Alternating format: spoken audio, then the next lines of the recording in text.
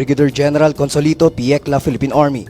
Opisyal ng mukanaog si Brigadier General Consolito Yecla, isip Commander sa 103rd Brigade sa Philippine Army, ugmang adlaw Marso 4, sulod sa Camp Don Mariano Marcos sa Baguio District ning Dakbayan sa Davao. Si General Yecla, mamahimong Deputy Commander sa Eastern Mindanao Command sa Philippine Army, dinhi sa Camp Panacan, Davao City. Mohulip isip Brigade Commander si Colonel Marion Angkao.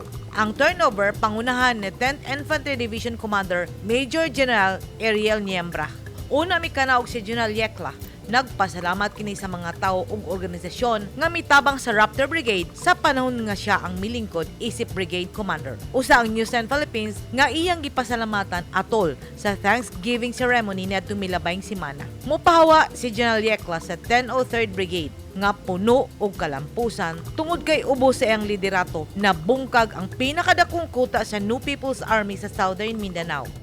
Ang pinakaunang tangible talaga is last year when Kamandi declared game over na kami.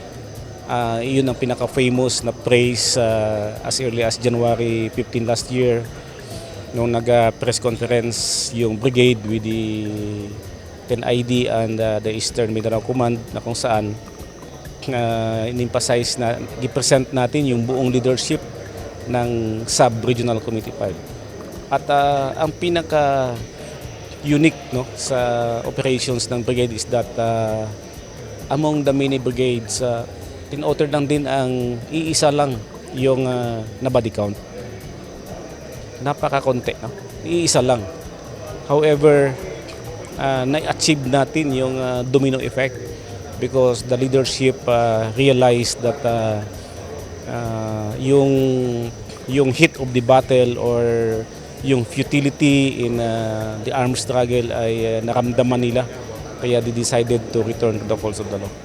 Sumala ni General Yecla ang 103rd Brigade, ang pinakaunang unit sa Philippine Army nga nakakabot sa kadaugan ug unang unit sa tibuok Pilipinas nga nakatuman sa mando ni kanhi Presidente Rodrigo Duterte nga limpyuhan ang mga probinsya ug mga komunidad batok sa presensya ug influensya sa mga New People's Army. Tinuod man, nanguna ang iyang brigade ug nahimong insurgency-free ang tanang lugar nga ubos sa area of responsibility sa 103rd Brigade. Giilang hawod sa intelligence ug planning si General Yecla ug nahimong malinaw ng iyang area of responsibility nga walay dugo nga mibanaw ug nahimong malinawon ang mga syudad ug lungsod nga iyang gipanguluhan.